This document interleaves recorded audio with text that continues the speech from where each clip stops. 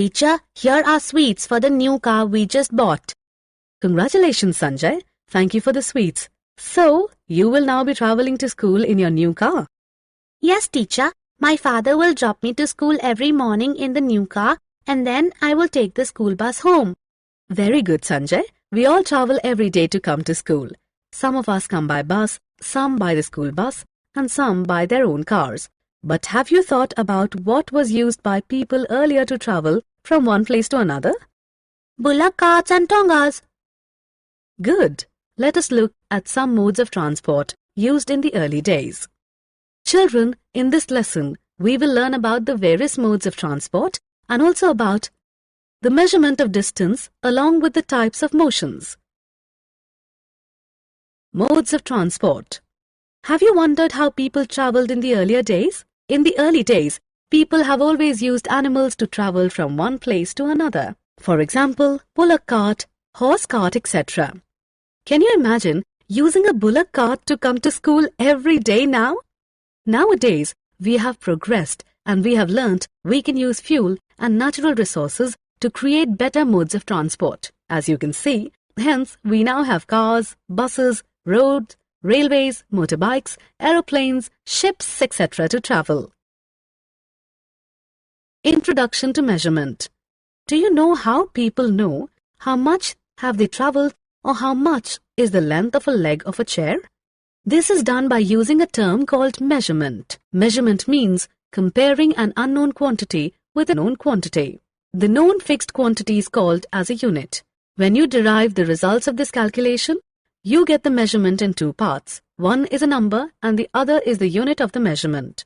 You can also calculate the distance of one place to another. For example, the distance from school to your house. Units of measurement. In the early days, units of measurements included the length of a foot, the distance of a step, and the width of a hand. However, these were difficult to maintain as the length of a foot would vary from person to person. To standardize the units, a metric system was put in place. This system is a standard unit of measurement, and the system of standard units of measurement used now is known as the International System of Units, or SI units.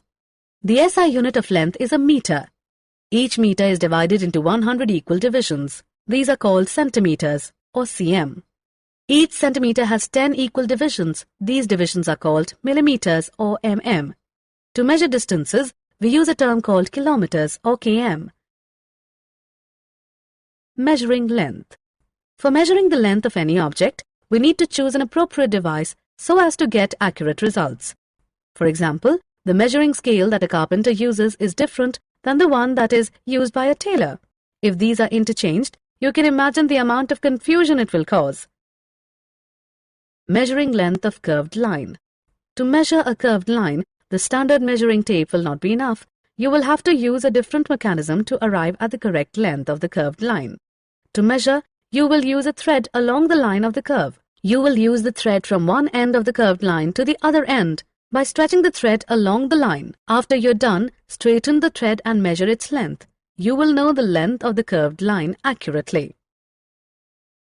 Moving objects. You will notice that there are objects that move when you apply force or are moving on their own. For example, you will see honey bees flying from one flower to another. So also, you will notice that the blades of a fan move when electricity is applied. This is known as motion. It is defined as a change in the position of an object with time. Types of motions. As you know, motion is the change in position of an object with time. The change in its position can be determined through distance measurements. Let us look at the types of motions. Rectilinear motion. It is the type of motion in which objects move along a straight line. For example, march. March past of soldiers in a parade. Circular motion. It is the motion of an object that keeps a constant distance from a point. For example, hands of a clock.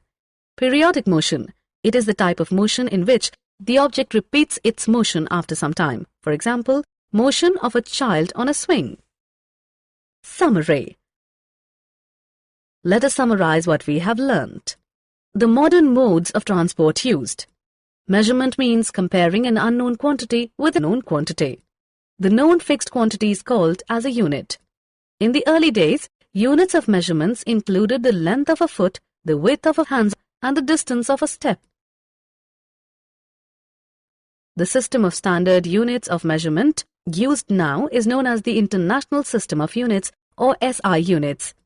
For measuring the length of any object, we need to choose an appropriate device so as to get accurate results.